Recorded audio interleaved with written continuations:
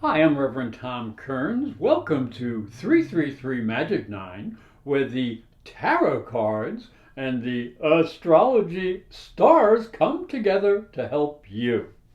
There's a lot of wonderful energy coming at you this month, so if you need a psychic and spiritual reading with a little bit of astrology, you can come visit me at Temple Heights Spirituals Camp in Northport, Maine. I'll be there the first week of July or the second week of August, either week.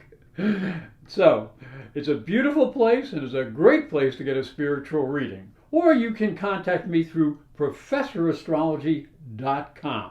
Now, here's what's coming for your sign this month. The tarot cards that will be used this month correspond with the astrology.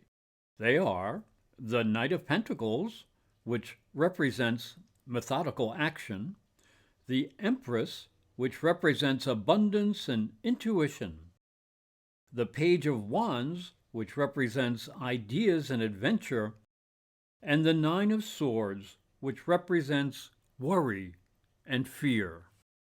Sagittarius, the card for the first week of the month is the Knight of Pentacles.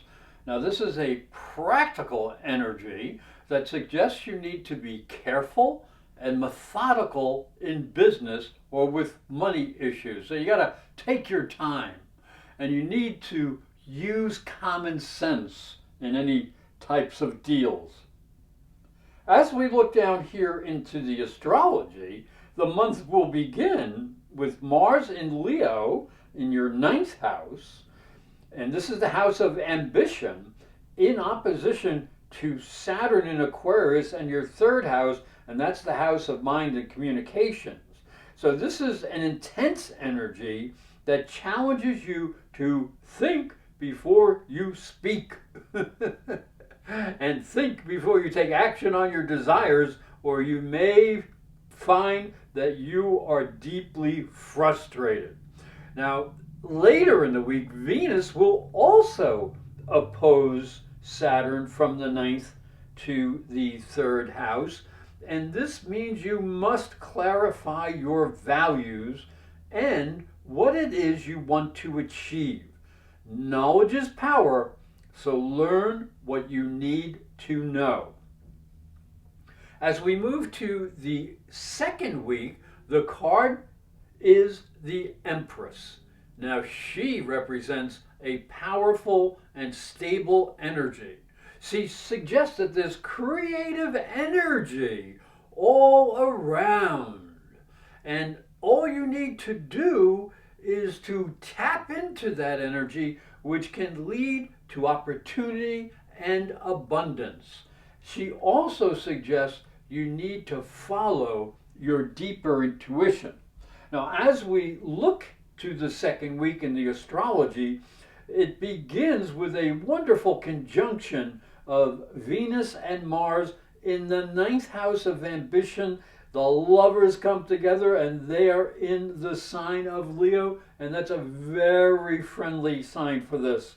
This is more promising energy, and it will help you express your ambitions in a creative fashion, and this can capture the imagination of other people and help you get ahead. And it's also followed by a really beautiful trine between the Sun and Neptune. Now, the Sun is in the 8th house, and that's the house of the psychic and sensuality, and Neptune is down in the 4th house of emotional foundations. So this can bring a very deep sense of the power that your intuition holds and how you can use your psychic ability in the everyday world. So listen closely. The tarot card for the 3rd week of the month is the Page of Wands. Now, this is a very good energy. It suggests some new and exciting ideas can lead you to adventure. So plan well and don't be foolish, because you may be starting on a whole new journey. So as we look down into the astrology, we can see that this 3rd week is energized by a very nice sextile from Mercury in Cancer in the 8th house to Uranus in Taurus in the 6th house.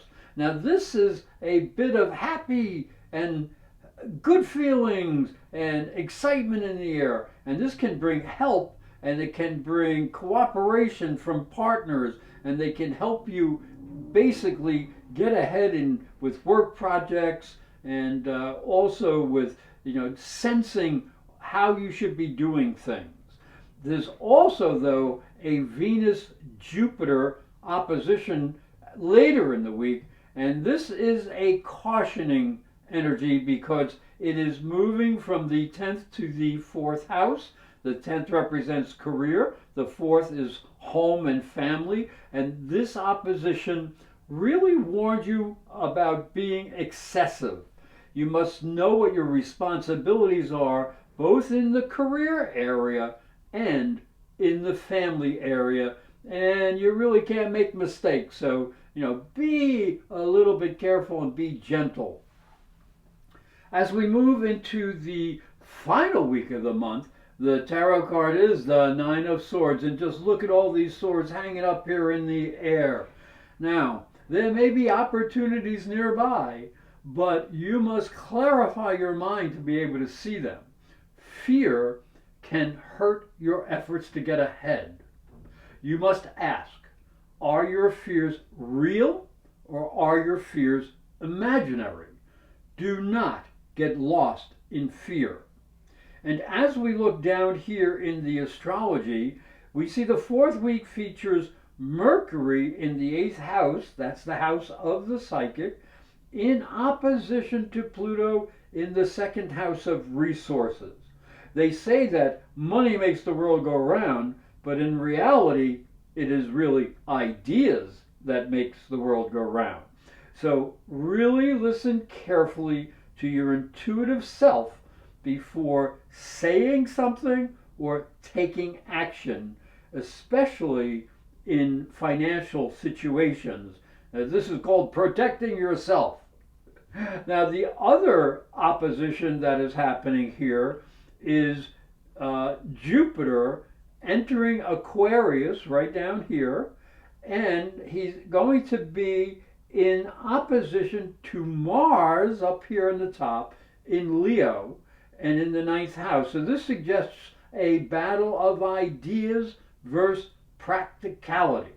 So make sure you compromise, and that way you can get the best of both worlds, and that'll help get you ahead and help alleviate any tension that may be around you.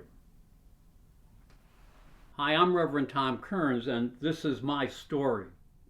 If you are a spiritual seeker, it may help you on your journey. I believe your spiritual development is as important as your religion. If you look at Christianity, it focuses on the life of Jesus. But Jesus was never a Christian. He was Jewish. If this thought intrigues you, you'll enjoy my new book, Light from Water, Freeing Jesus. It's available on Amazon.com and through fine bookstores. And it may help you on your spiritual journey. I'd like to thank you for watching and thank you for listening. Remember to subscribe because these videos are free, and hit the little bell for notifications. And for a special offer, visit my website, internetpsychicreadings.com.